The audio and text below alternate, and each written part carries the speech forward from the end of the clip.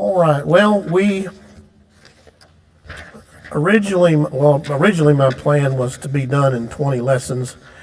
You can see this is lesson 21, so my plans didn't work out quite like I had originally planned.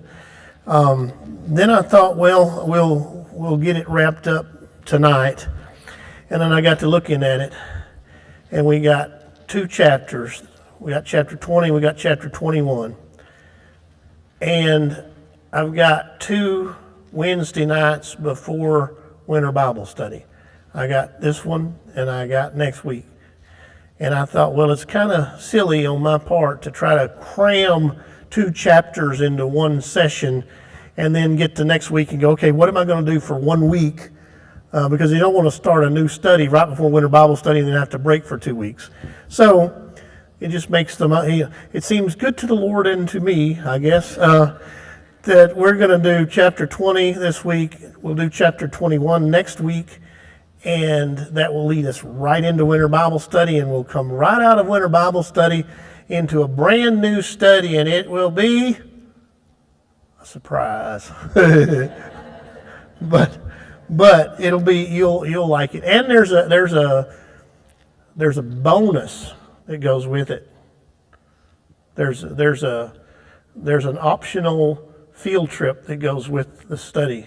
So now I'll let you think about that and see if you can figure it out.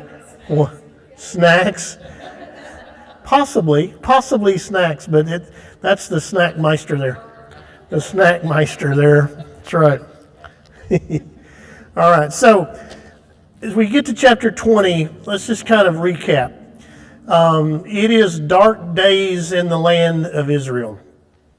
In the words of the author of Judges, there was no king in Israel at this time, and so everyone did what was right in their own eyes. And so by the time you get to the end of the book, which is where we are now, society in Israel is just sort of spiraling out of control. And so we get examples of how bad things have gotten. So by the time you get to about chapter 18, 19, somewhere in there, then we start getting these examples of the author basically saying, let me show you how bad things have gotten in Israel at this time. So in 19, we see the story of this Levite who has a concubine. She runs back to her father, and so he goes to retrieve her.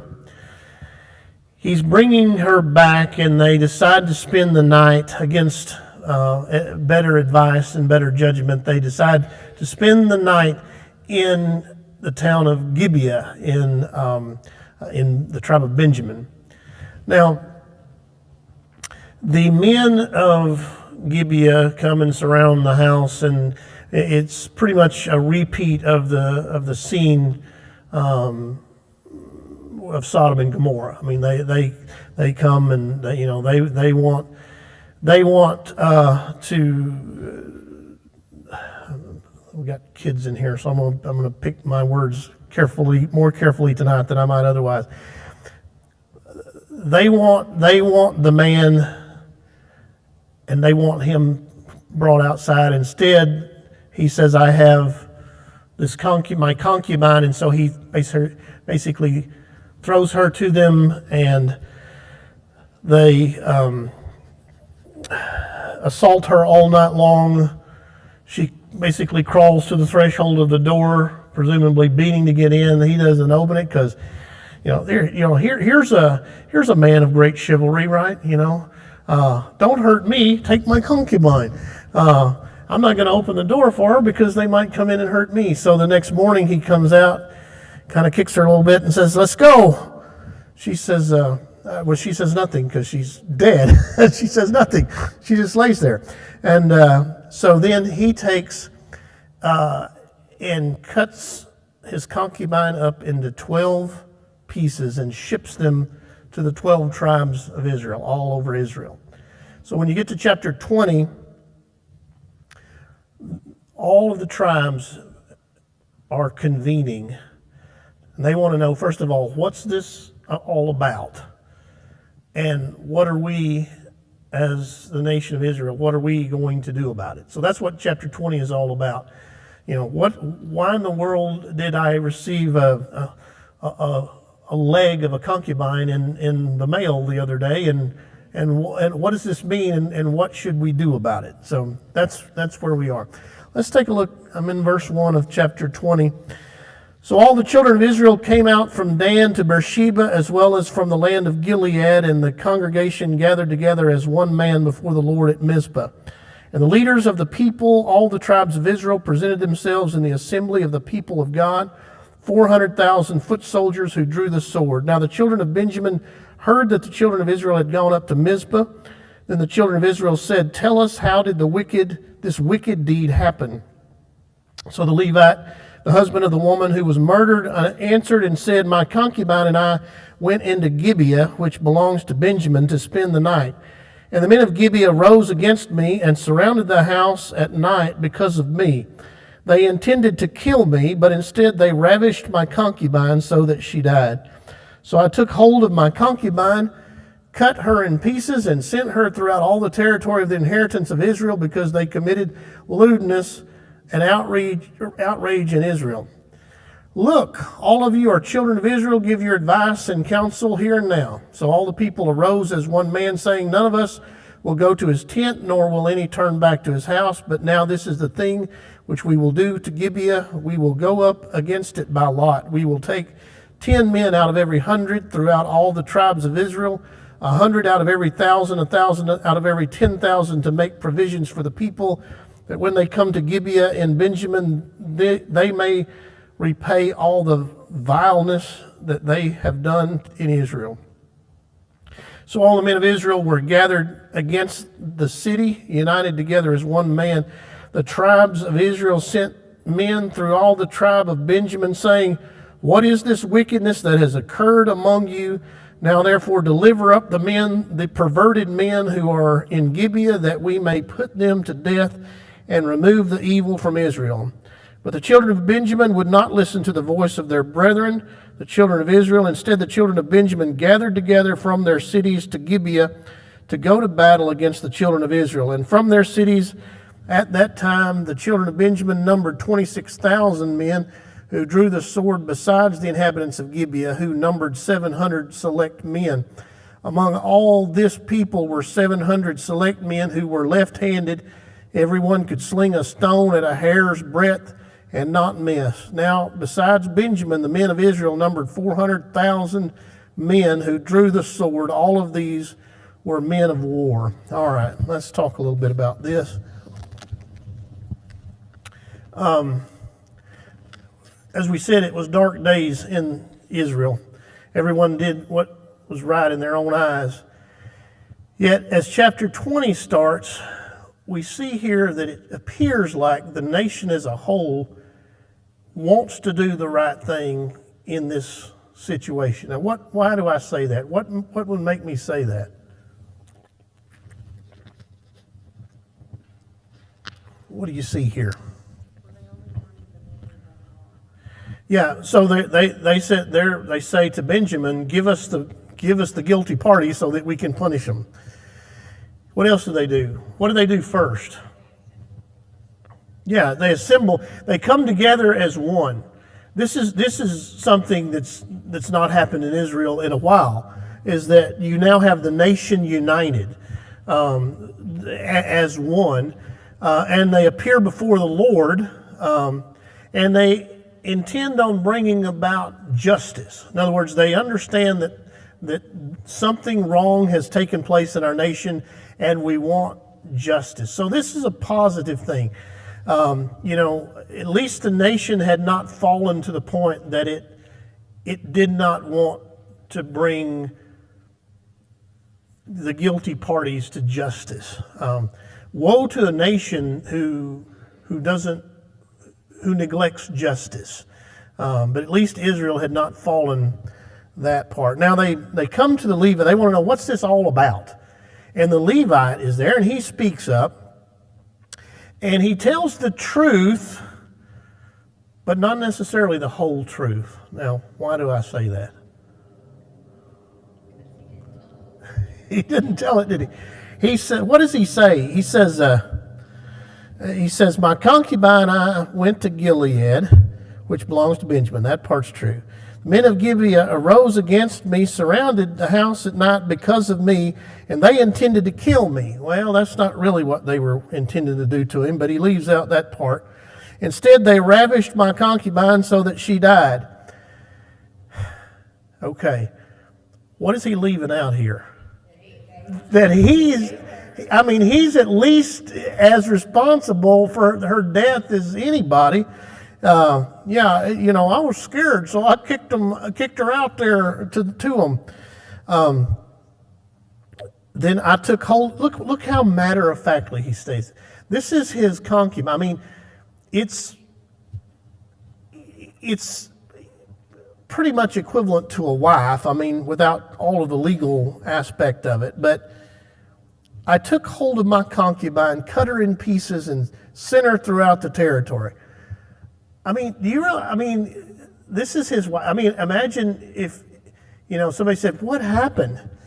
And you say, well, these evil men come and killed my wife, and so I just took a butcher knife, hacked her up, and sent her out. Now, y'all tell me what we ought to do. I mean, it's just so cold, very cold. And then in 6, because they committed lewdness and outrage in Israel. What did he do? I mean, is there not a little bit of blame to go around on his own? So, I mean, we're seeing human nature come forth here. It's always somebody else's fault that tragedy strikes, never my own. So it appears as though the nation of Israel is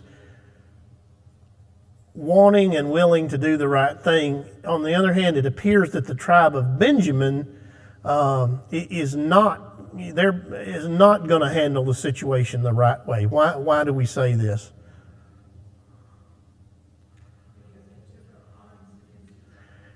Exactly. So Benjamin is a tribe of Israel. So this is their countrymen, right?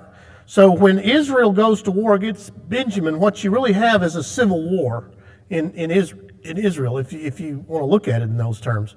So Israel comes to Benjamin, the tribe of Benjamin, and they say, okay, look, this was a horrible thing that happened. Give us the guilty parties so that we can punish them.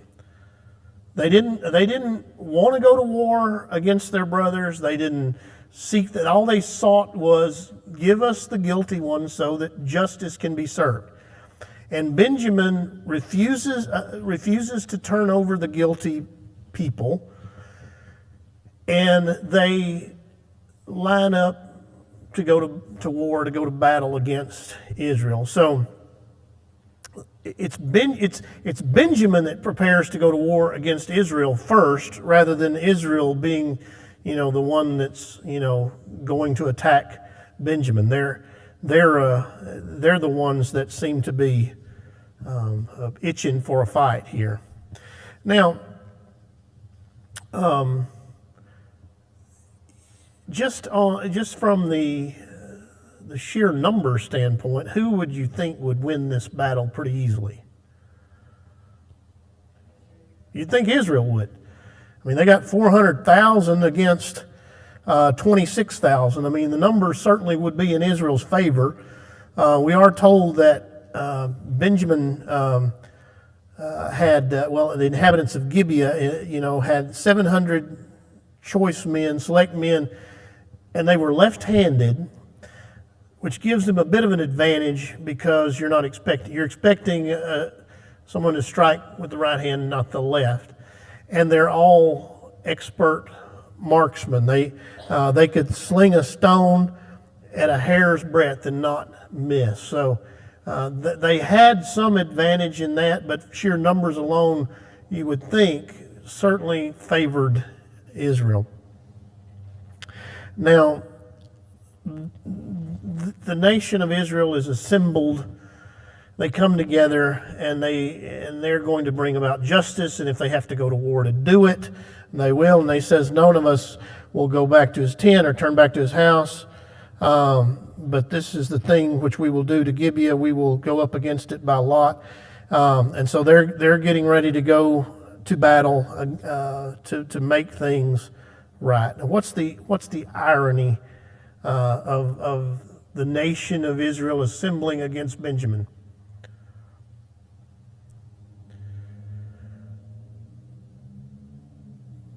In the days following Joshua, in the days of the judges, the whole problem stems from the fact that the nation of Israel would not assemble and go to war against who? The inhabitants of the land. Wasn't that God's command? Go in and wipe them out completely. They didn't do it. They got lazy. They were happy just to sit there and absorb the culture around them. And as a result, the culture around them is what led them down a path away from the Lord. And so now that they're finally coming together as a nation, as one, and we're going to war, it's not against the Canaanites, it's against their own brethren. That's not to say that it's not warranted, it's just to say this is how far the nation had fallen. And it shows what happens when you don't do what God tells you to do in the first place. If they would have done what God told them to do in the first place, wipe out the inhabitants of the land, none of this had to happen. But because they left it there and tried to live amongst it, then they began to look more like the Canaanites than the Lord they served. Now, does that ever happen to us? I mean, you see the application, right? You can't leave any elements of the old life in your life. You got to get rid of. God says get rid of all of it, because whatever you leave in there will lead you down the wrong path, and the next thing you know, you'll start to look more like the world than the Lord that you serve. All right, now look at verse 1. All the children of Israel came out from Dan to Beersheba as well as from the land of Gilead. Okay, what does he mean by that? What is Dan to Beersheba?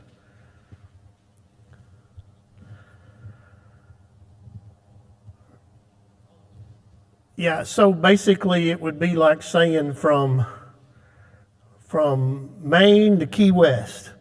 You know, from sea to shining sea is how we would say it.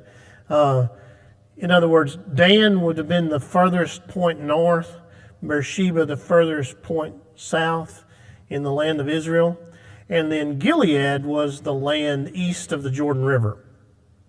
And this is significant because a lot of times the Jordan River kind of became a dividing line. Like what happens on one side, you know, what happens east of the Jordan stays east of the Jordan kind of deal. You know, there was kind of a natural dividing line, and sometimes the tribes east of Jordan didn't always play well with the tribes west of Jordan. But here it's significant because you get both east of the Jordan, west of the Jordan, north, south, the whole area is coming out as one nation to make things right concerning the guilty parties in Benjamin. Questions on those verses? All right, let's look on then verse 18.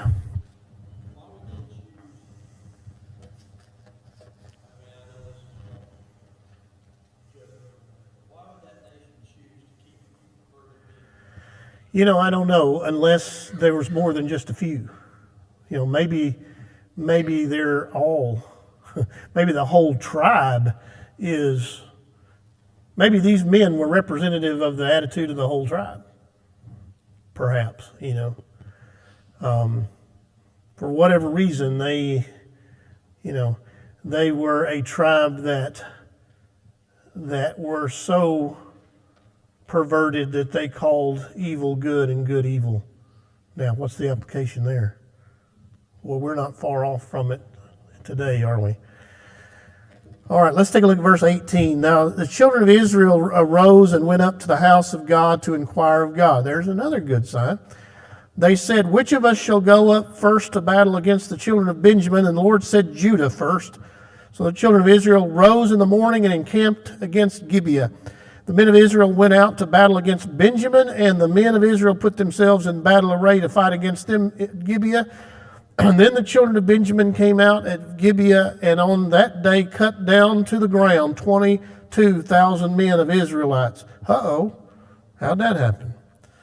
The people, that is, the men of Israel, encouraged themselves and again formed the battle line at the place where they had put themselves in array on that first day.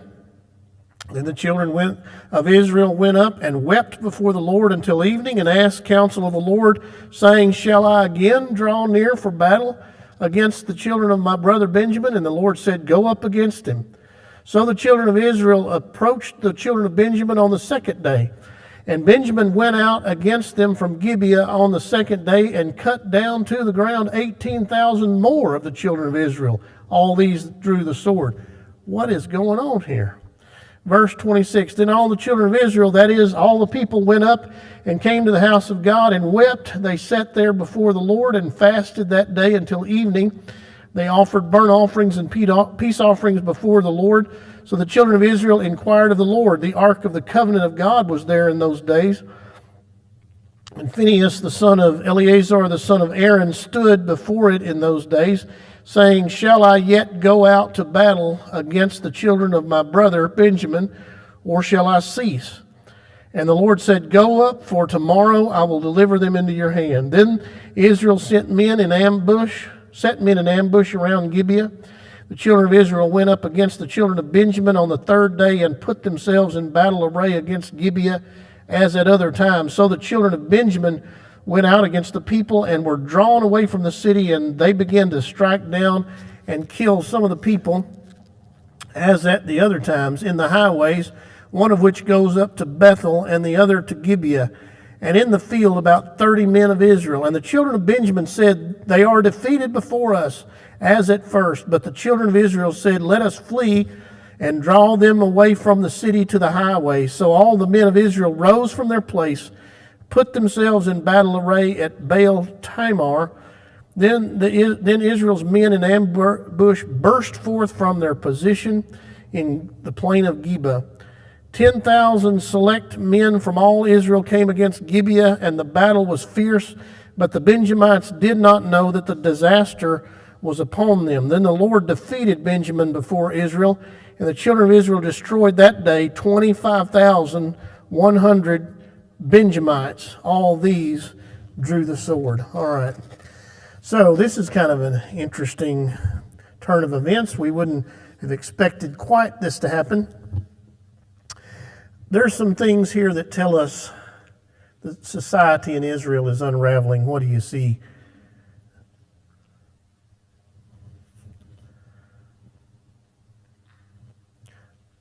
Well, as we said, there's civil war going on. I mean, obviously, anytime a nation is at civil war, then the nation is really not doing well.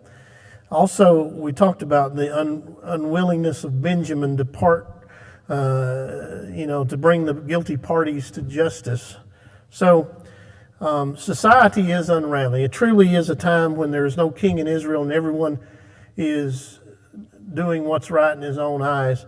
And yet, don't you find it very interesting that the whole nation of Israel is galvanized against the Benjamites? There's no record of the king leading them out to battle. No real leader. They just come out as one to do the right thing. They inquire of the Lord before they ever go to battle. That's a good thing. And they want to know who should lead us into battle. And what's the answer given? Judah. Now, why would Judah have been chosen by the Lord? Random luck of the draw? Well, there's a couple of reasons, maybe. One is the Levite was from the area of Judah, and so they would have been the tribe of the offended party. So, the offended party is supposed to go first, right? If someone offends you, you're supposed to take the lead. That's kind of how it works. Also, possibly and probably, we have a foreshadowing here of Judah sort of taking the lead, because in the days of the kingship, which is, this is sort of paving the way for the monarchy in Israel. David is going to come from the tribe of Judah, a man after God's own heart. Incidentally, the first king in Israel is who? Saul, and he's from which tribe? Benjamin. So it's kind of an interesting little irony. So possibly, food for thought, if Judges is written in the time of the monarchy of David and Solomon, which it probably was compiled during that time anyway, this is sort of written in such a way that we're supposed to see that, Israel's first king Saul, was rejected by God, as, the perverse Benjamites were. But Judah, the good king will come from Judah. That kind of the idea there. Now I wanted to talk just a little bit. I wanted us to park here for just a minute on this very strange turn of events, because they inquire of the Lord, what are we supposed to do? They even inquire who's going first. Judah's going first. They go out, and you would expect. Now we've got the numbers. We've got them, a little bit better than 4-1 odds, numbers wise. We've got God on our side. We've got the numbers. We should go out and slaughter those Benjamites. And what happens when they go out? They're the ones that get slaughtered. So they go back and they cry before the Lord. God, what is going on? I thought you told us to go. Now, do you want us to go out against them or not? And what does God say? Go again. Okay, this time for sure we've got God on our side. Here we go. We're going to take them this time. And what happens? Same thing. It's not until the third time that God tells them go that they finally get the victory. What are we to make of that? Third time, okay. Thank you. You spoiled down 2,000 years worth of theology in one little line. All right, that's great. But why? What are we to say to that? They ask God. God says, "Go get it," and it failed. Surely that never happens today, does it?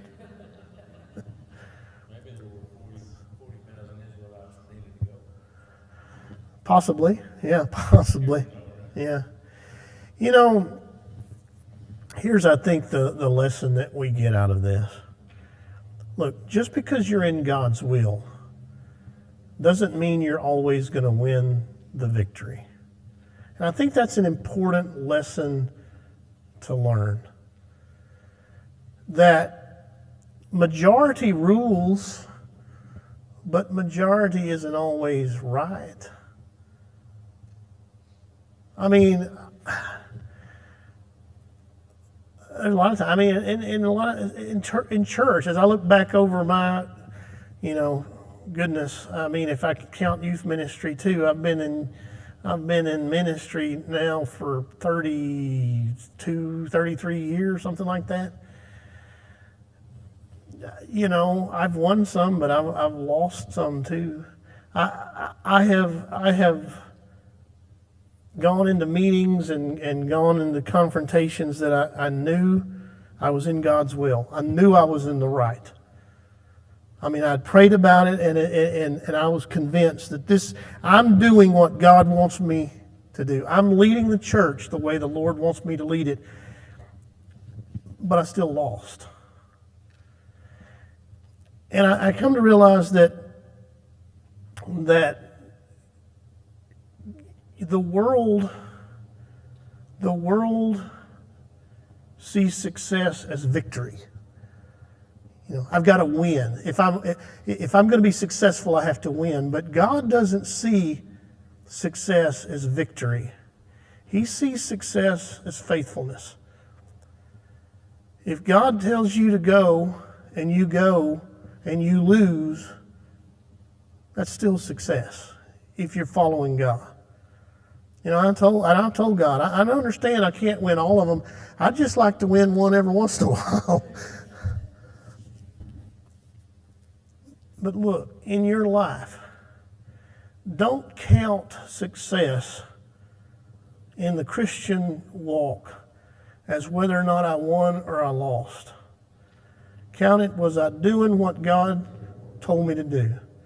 And if you prayed about it and you're doing what you believe God's telling you to do, that's success. Whether or not you win the battle or lose it. And notice I said as I was going through this, I said, they must have said, the Lord is on our side. Do we ever say that? The Lord is on our side. That's the wrong way of looking at it. The Lord isn't on anybody's side. The Lord is the side. And all we can do is ask ourselves, am I on the Lord's side? Not is God on my side, but am I on God's side, because God is the side. And if I'm on God's side and I'm doing what He's telling me to do, the battle is His. And, to borrow a line from Facing the Giants, if we win, we're going to praise Him. And if we lose, we're still going to praise Him, but we're going to do it God's way, in God's will. And so I think there's a great lesson here that we can't just brush over and say, oh, well, I guess the Benjamites were better soldiers than they were. Can you imagine what must have been going through the Israelites' mind by the time they got to the third time? God, what are you doing? What's going on? We prayed, we fasted, we cried before you, we sought you, we're trying to do this, everything just like you want it done, and we still lose. You ever felt that way? You ever felt like, God, I'm trying to do it just the way you want me to do it, and I still roll snake eyes. I still come up loser. Well, don't give up. Keep on doing what God tells you to do. And eventually, they get the victory, right? So,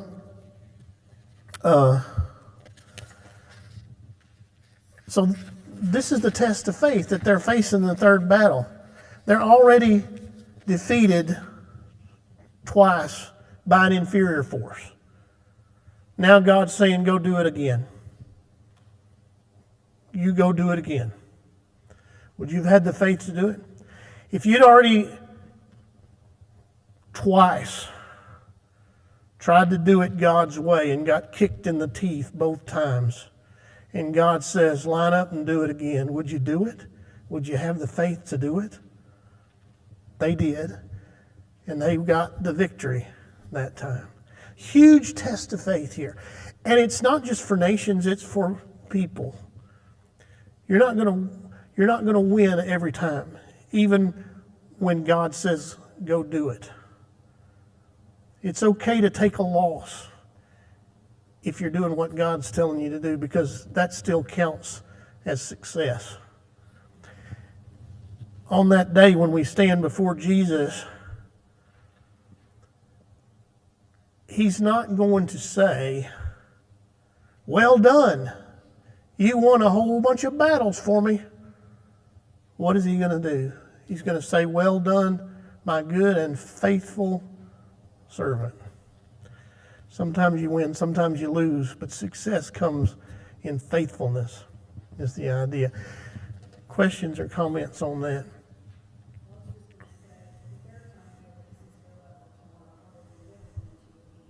Yeah.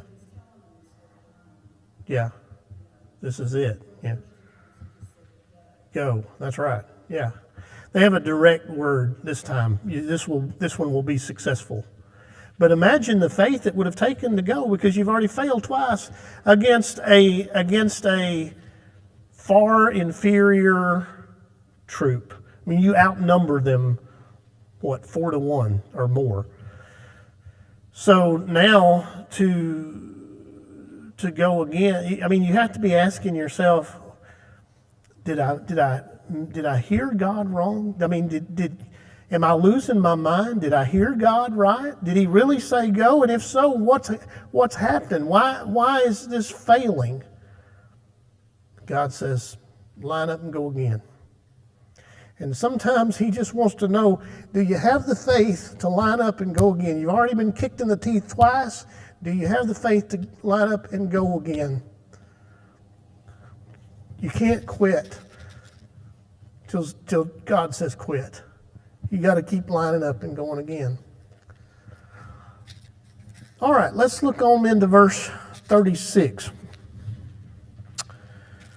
So the children of the Benjamites saw that they were defeated. The men of Israel had given ground to the Benjamites because they relied on the men in ambush whom they set against Gibeah. And the men in ambush quickly rushed upon Gibeah. The men in ambush spread out and struck the whole city with the edge of the sword. Now the appointed signal between the men of Israel and the men in ambush was that they would make a great cloud of smoke rise up from the city, whereupon the men of Israel would turn in battle. Now Benjamin had begun to strike and kill about 30 of the men of Israel, for they said, surely they are defeated before us, as in the first battle. But when the cloud began to rise from the city in a column of smoke, the Benjamites looked behind them, and there was the whole city going up in smoke to heaven.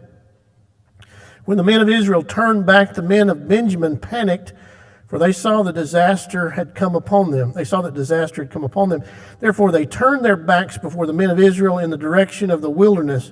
But the battle overtook them, and whoever came out of the cities they destroyed in their midst. They surrounded the Benjamites, chased them, and easily trampled them down as far as the front of Gibeah toward the east. And 18,000 men of Benjamin fell.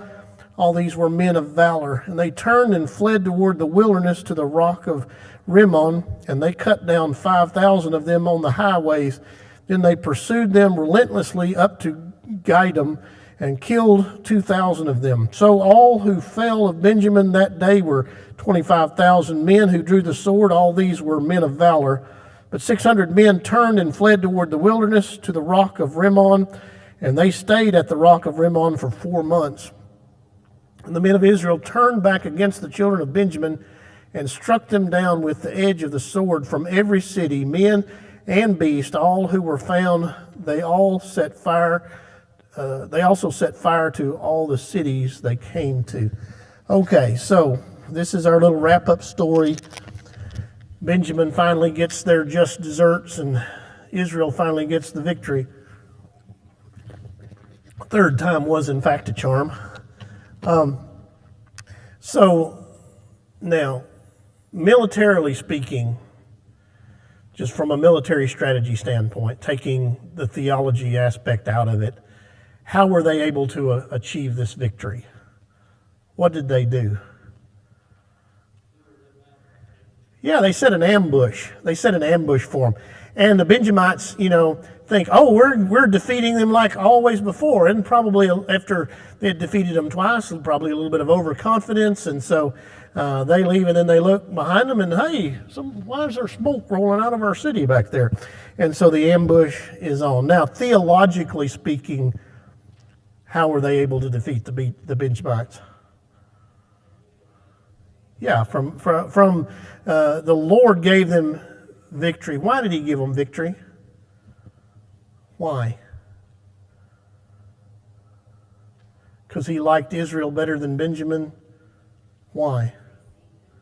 Do what? They were seeking him, that's right. And what was the purpose of Benjamin being defeated? What was the whole thing about?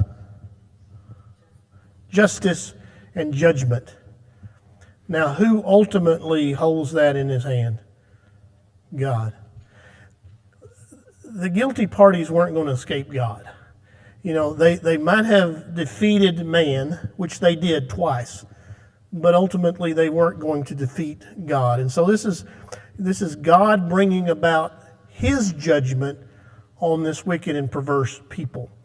And again, it's God that's the side.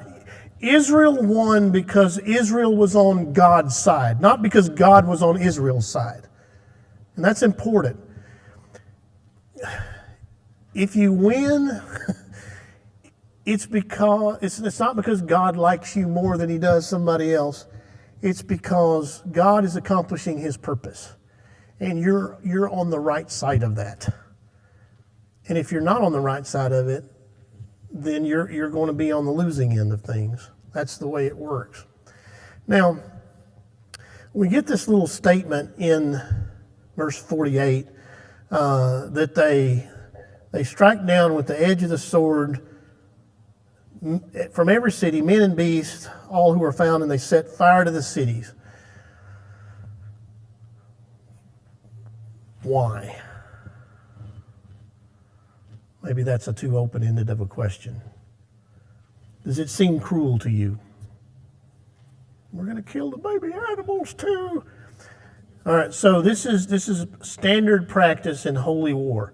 When God told them to go and conquer the Canaanites, that's what they were supposed to do. They were supposed to go in and conquer the land and put the city under the ban. In other words, destroy everything. Don't let anything live. You say, that's harsh, that's cruel. Why would you do that? Because what happens if it survives? What did happen? They lead you to away from the one true God into their pagan ways.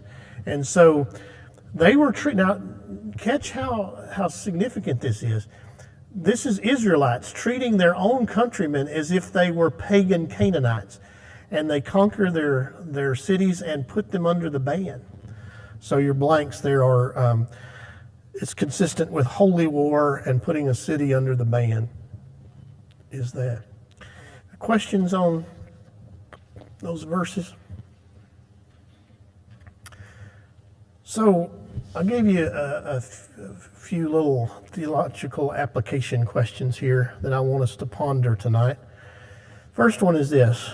Israel followed the command of God and suffered defeat twice before they finally achieved victory. What does this tell us about our Christian walk? Yes, ma'am. You're not going to win everything, are you? Just because it's easy doesn't make it God's will. And just because it's difficult doesn't mean it's not God's will. And following God's will won't mean that you always win. You can be following God and you can lose sometimes. And that's part of the deal. It's okay to lose as long as you're following God when you do it. This idea that if I'm in God's will, I have to win every time. That's not what God says. That's not what the Bible says. That's what 21st century America and Western culture says. Because we like winners. If you're going to be success, you got to be a winner. And so obviously, if God's pleased with you, you got to be a winner.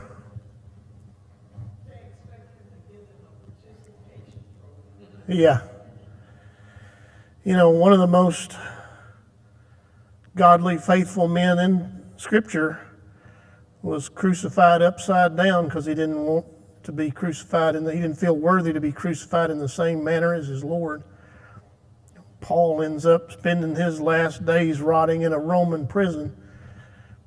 Doesn't really look like a winner, but in God's eyes he was. All right, now, this second question. Can I push you a little bit? You're my Wednesday night group. Can I scruff your fur the wrong way just a little bit? Can I push you and not make you mad at me or offend you in some way? Because that's not what I'm trying to do. I just want you to think, okay? I just want you to get out of your box for a minute and think with me just a little bit. You ever heard the term might makes right?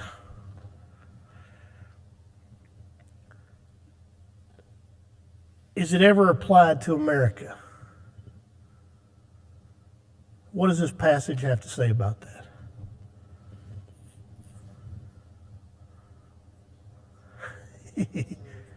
Not necessarily true, is it?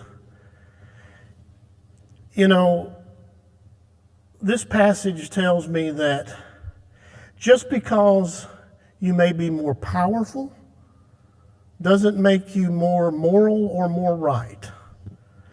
Just because you can do something doesn't necessarily mean that you should do something. And just because you're more powerful than another nation doesn't make you somehow better, more godly, or more worthy than that nation. But we have this idea as Americans, because I'm the most powerful nation in the world, that obviously God is on my side. Now, what's wrong with that statement? God ain't on nobody's side, is he? God is the side. God is on my side. We have the most powerful military in the world. We can whoop anybody. So obviously we must be better, more holy, more righteous than anybody. Our founding fathers even had a name for it. They called it manifest destiny. It means that it's God's will that our nation stretch from sea to shining sea. And because I can do it, obviously it must be God's will. And so I can leave my homeland and my king and my country, and I can go to a new world, and because I'm able to do it, obviously it's God's will. And then I can revolt and rebel against my king and my country, and if I can win a war, obviously this is God's will. And then I can systematically march across the nation from sea to shining sea. And I can cheat the Indians out of their land and kick out the Spanish and the Dutch and the French, who all had legal claims to the land, but it doesn't matter because I'm more powerful than them, and so obviously it's God's will.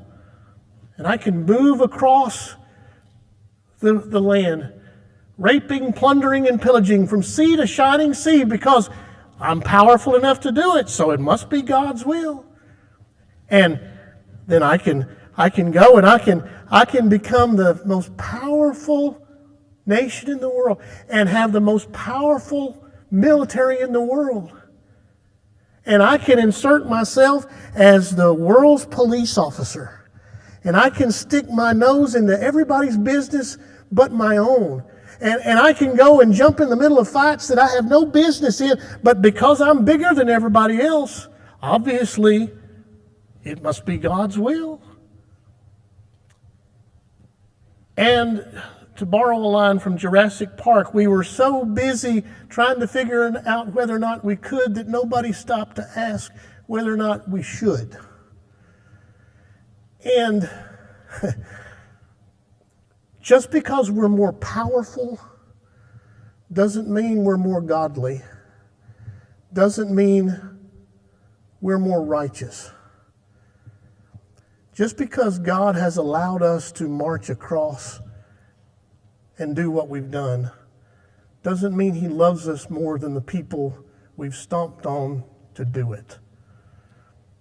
So before we get so high and mighty that we think God is on our side, we better stop and ask the right question. Not is God on our side, but is America on God's side?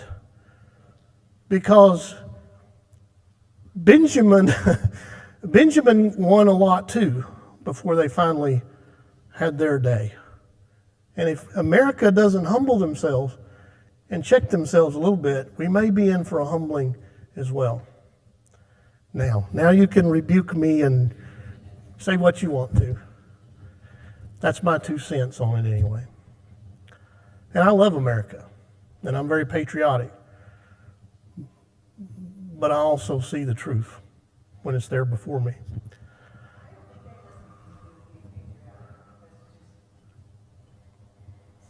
It's the truth, is it not? You know, Rome was the biggest, most powerful nation in Jesus' day. In Grandpa's day, it was Nazi Germany. I don't think anybody would hold those two up as great examples of godliness just because they were militarily strong. All right, one other thing, Benjamin's defeat, what can we say about that? Because ultimately they were defeated, so what can we say about that?